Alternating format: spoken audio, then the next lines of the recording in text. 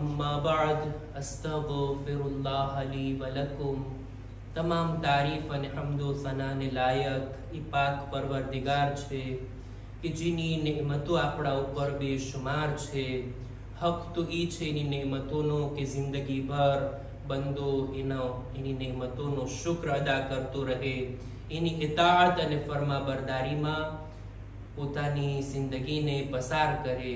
પણ આ કેટલો નાશુકરો બંદો છે કે નેમતોથી ફાયદો પણ ઉઠાવે છે અને એ પણ એવા કામમાં કે જે કામોથી ખુદા નારાજ થાય છે।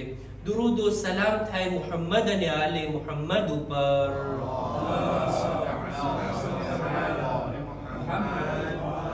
કે જેઓ અલ્લાહની અઝીમ નેમતોમાંથી એક નેમત છે।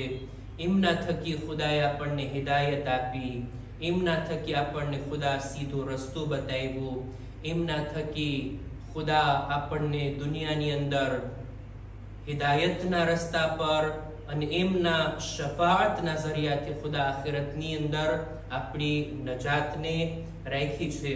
ખુદા ઇન્શાઅલ્લાહ આ હસ્તીઓની કદરો કિંમત જાણવાની, એમની ઇતાઅત કરવાની, એમના બતાવેલા રસ્તા પર ચાલવાની આપણને નેક તૌફીક અતા ફરમાવે। ખુતબાની શરૂઆતમાં પોતાની જાતને અને ત્યારબાદ આપ તમામ મુમિનીનને તકવા, પરહેઝગારી, ગુનાહોથી બચવા, નેક અને દીનદાર બનવાની ભલામણ કરું છું।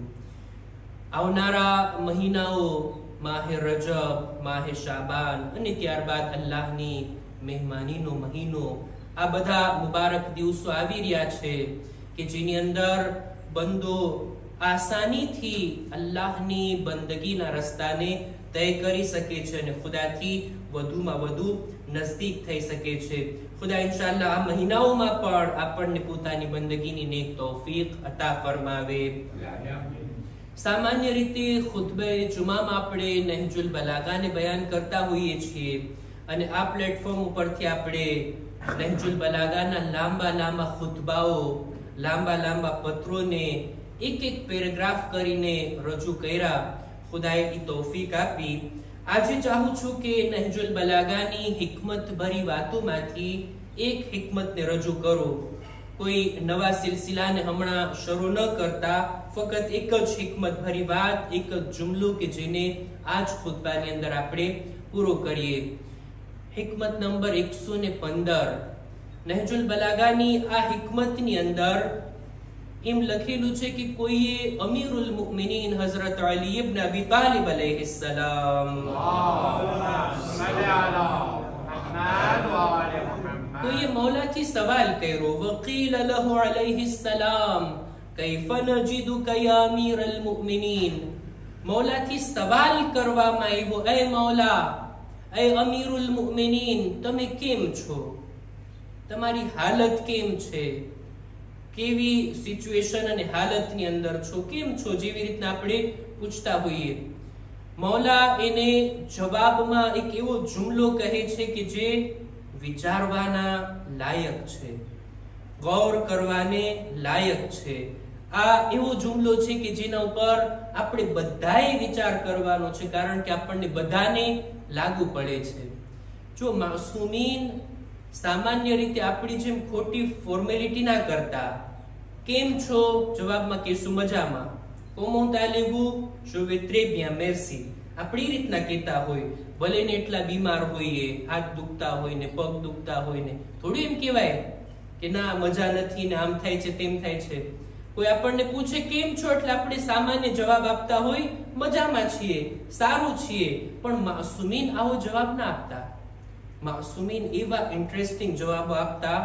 હદીસોના અંદર એક બાબ મળે છે, એક ચેપ્ટર મળે છે કે માસૂમીનથી જ્યારે પૂછવામાં આવ્યું કેમ છો, अलग अलग शब्दों वडे पूछवामां आवे, कैफ अस्बहता, कैफ अंत या मौला, अलग अलग शब्दों थी जયારે मासूमीनथी पूछवामां आवतुं एवा एवा जवाबो मळे छे।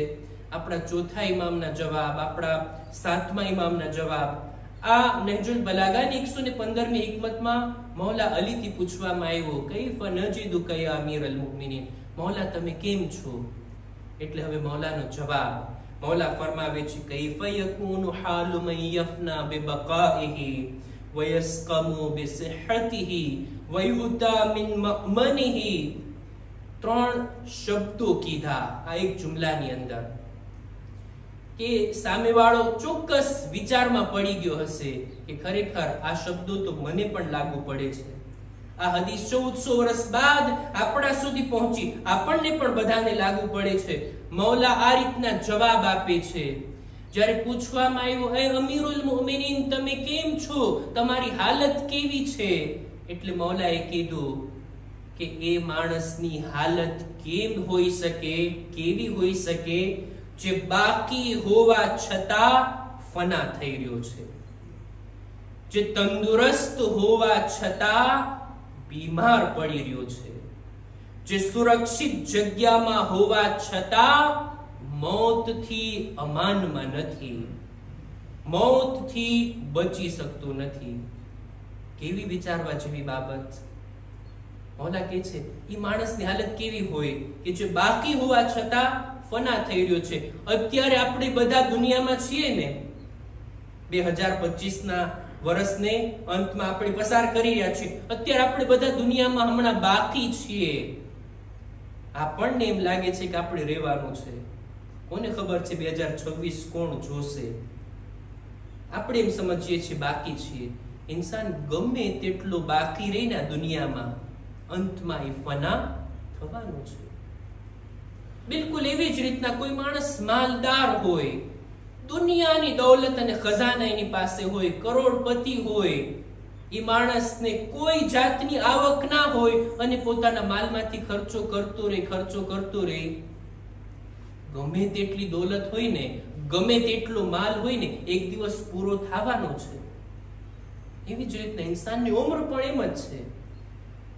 આજ નહજુલ બલાગાની અંદર મૌલા ફરમાવે છે કે નફસુલ મરએ ખુતાહુ ઇલા અજલે. આ ઇન્સાનના એક એક શ્વાસ એની મૌત તરફ વધતા એક એક કદમ છે. એક શ્વાસ લીધો ને, જાણે એમ કે એક કદમ હું મોતથી નજદીક આવી ગયો. આપણે અત્યારે દુનિયામાં બાકી છીએ, પણ આ બાકી હોવાની સાથે ધીમે ધીમે ફના થઈ રહ્યા છીએ. આ પહેલી વાત. બીજું કે છે વયસ્કમુ બિસિહ્હતિહી, પોતે તંદુરસ્ત હોવા છતાંય બીમાર થઈ રહ્યો છે, બીમારી તરફ ધકેલાઈ રહ્યો છે. કેવી રીતના? ઇન્સાન જો બોન શાંતિમાં હોય ને, સારી તંદુરસ્તીની અંદર હોય ને, એનો મતલબ શું કે આ બોડીની સિસ્ટમ બરાબર ચાલી રહી છે, એનું હાર્ટ બરાબર ચાલે છે, આંખો બરાબર ચાલે છે, એની ખાવા પીવાની હજમિયાતી બધી સિસ્ટમ બરાબર છે. એ માણસને આપણે કહી શકાય આ તંદુરસ્ત છે. આ સિસ્ટમ ચાલી રહી છે ને અત્યારે, ચાલતા ચાલતા ચાલતા દુનિયાનું ગમે તેવું મજબૂત મશીન હોય ને, આધુનિક મશીન હોય ને, એ પણ ચાલતા ચાલતા એક દિવસ ઘસાવાનું છે ને ખરાબ થવાનું છે. આ ઇન્સાનનું બદન પણ એવી જ રીતના, આ હાડ કે જે માના પેટમાં હતા ત્યારથી ધબકી રહ્યું છે, આપણું દિલ ધબકતું ધબકતું એક વખત ઊભું તો રહી જશે ને. આ બોડીની સિસ્ટમ ચાલી રહી છે, ચાલતા ચાલતા ચાલતા એક દિવસ ક્યાંક ને ક્યાંક ખામી આવવાની છે, એટલે કે બીમારી, ક્યાંક ને ક્યાંક અટકવાનું છે, એટલે કે મોત. મૌલા કહે છે તંદુરસ્ત હોવા છતાંય એ બીમારી તરફ આગળ વધી રહ્યો છે. એક સમય આવશે જ્યારે આજ બોડીની સિસ્ટમ, આજ બધા અંગો કામ કરતા કરતા ઘસાઈ જશે અને બીમાર પડતા જશે, અને ઇન્સાનના આ બદનને, એની સિસ્ટમને, એની અંદર દોડતા ખૂનને બધાને ઊભું રાખી દેશે. મૌલા ઈ કહે છે વયસ્કમુ બિસિહ્હતિહી. અને ત્રીજી વાત વયુતા મિન મઅમનિહી, ઇન્સાન અમનો અમાનની જગ્યામાં હોય ને ત્યાંય મોતથી બચી શકતો નથી. આ બધાની હાલત એવી જ છે. આપણે એમ સમજીએ છીએ કે આપણે સુરક્ષિત જગ્યામાં છીએ, આપણને કોઈ કઈ કરી શકતું નથી, આપણે મહેફૂઝ છીએ.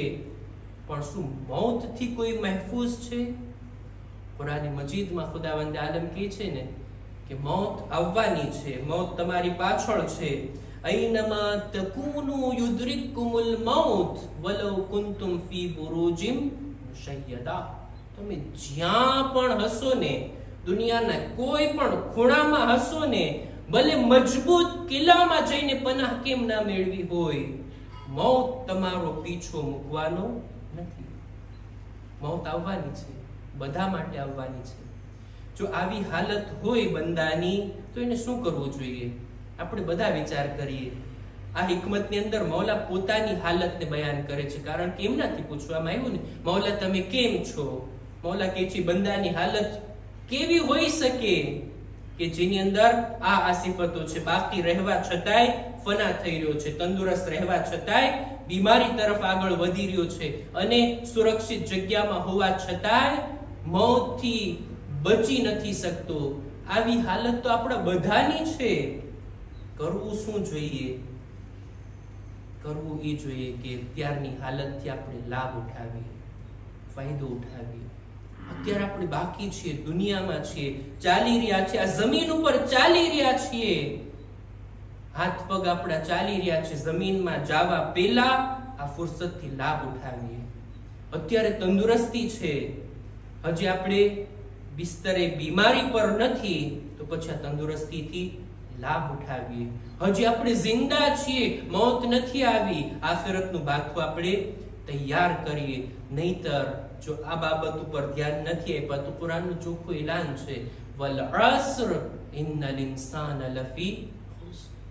અસ્ર અને ઝમાનાની કસમ કે બધા ઇન્સાનો ખોટમાં છે. ખુદા ઇન્શાઅલ્લાહ અમીરુલ મુમિનીનની તાલીમાત પર અમલ કરવાની બોલનાર સાંભળનારને નેક તૌફીક અતા ફરમાવે. અહેકામ અને મસાઇલની અંદર નમાઝે જમાતના અમુક મસાઇલ તમારી સમક્ષ મેં રજૂ કર્યા. આજે પણ એક મસલો આપ લોકોની સામે રજૂ કરવા માંગુ છું, અને તે આ કે આપણે બધા જાણીએ છીએ કે નમાઝે જમાતમાં અલહમ્દનો સૂરો અને બીજો સૂરો, આ સિવાય બાકી બધું મામૂમીને પડવાનું છે. રૂકુમાં હોય, સજદામાં હોય, તશહુદ, સલામ, કુનૂત, જે કંઈ હોય બધું મામૂમે પડવાનું છે. એમ નથી કે નમાઝે જમાતમાં એવા અલ્લાહુ અકબર બધું મૌલાના સંભાળી લેશે, એમ ના હોય. ફક્ત અલહમ્દનો સૂરો અને બીજો સૂરો, આની જવાબદારી આપણે પેશ નમાઝને આપ્યા છે. બાકી બધું આપણે પડવાનું છે. આ તો વાઝેહ છે, એમાં કઈ મુશ્કેલી નથી. ક્યારેક એવું બને કે નમાઝ જમાતમાં માણસો વધારે હોય, પેશ નમાઝનો અવાજ આપણા સુધી ના પહોંચતો હોય. જો કે અહીંયા તો એવું શક્ય જ નથી. અહીંયા તો માશાઅલ્લાહ એટલી જ સફો થાય છે. પણ કોઈ એવી જગ્યાએ આપણે હોઈએ કે જ્યાં નમાઝે જમાત હોય, આટલી બધી સફમાં હોય, પેશ નમાઝ કંઈક પડે છે, સુબહની નમાઝ છે કે મગરિબ ઈશાની નમાઝ, કે જેમાં એ બુલંદ અવાજથી સૂરા પડતા હોય, અને મને પાછળ નથી સંભળાતા, તો મારી જવાબદારી શું છે? તો એવા મોકા ઉપર કે જ્યારે પેશ નમાઝ બુલંદ અવાજથી સૂરા પડે છે પણ મારા સુધી અવાજ નથી આવતો, તો મુસ્તહબ છે કે હું ઈ સૂરાને પડું. મુસ્તહબ છે. બિસ્મિલ્લાહ પણ આહિસ્તા પડું અને સૂરાને પણ આહિસ્તા આહિસ્તા પડું. ક્યારેક એવું બને કે અડધો સૂરો સંભળાય, અડધો ના સંભળાય, એક સૂરો સંભળાય, બીજો સૂરો નથી સંભળાતો. તો જેટલું નથી સંભળાતું મુસ્તહબ છે કે ઇન્સાન એને પડી શકે. કહું છું મુસ્તહબ છે, વાજિબ નથી. વાજિબ તો ફક્ત જે આપણે બીજા બધા zikr પડવાના હોય ઈ જ છે. નમાઝે જમાતની અંદર બીજા પણ અમુક મસાઇલ હશે કે જેને ઇન્શાઅલ્લાહ આપણે જરૂર લાગશે તો તમારી સમક્ષ રજૂ કરશું. ખુદાની બારગાહમાં આપણે દુઆ ગુજારીએ, ખુદાયા અમારી ઇબાદતો, દુઆઓ, અમારી નમાઝોને તારી બારગાહમાં કબૂલ ફરમા. ખુદાયા અમારા મા બાપના ગુનાહોને માફ કર, અમારી ઔલાદને નેક તૌફીક અતા કર. ખુદાયા દરેક મુમિનીન મુમિનાતની જાન, માલ, ઇઝ્ઝત, આબરૂને હિફાઝત ફરમા. ખુદાયા દરેક મુમિનીન મુમિનાત જો બીમાર છે શિફા અને તંદુરસ્તી અતા કર. અમારા બદનમાં પણ સલામતી આપી દરેક બીમારીઓથી અમોને મહફૂઝ રાખ. ખુદાયા નેક કામો કરવામાં, ગુનાહોથી બચવામાં તું અમારી મદદ કર. ઝમાનાના ઇમામના ઝુહૂરમાં તાજીલ ફરમા. અમારો શુમાર એમના સાથીઓમાં કર.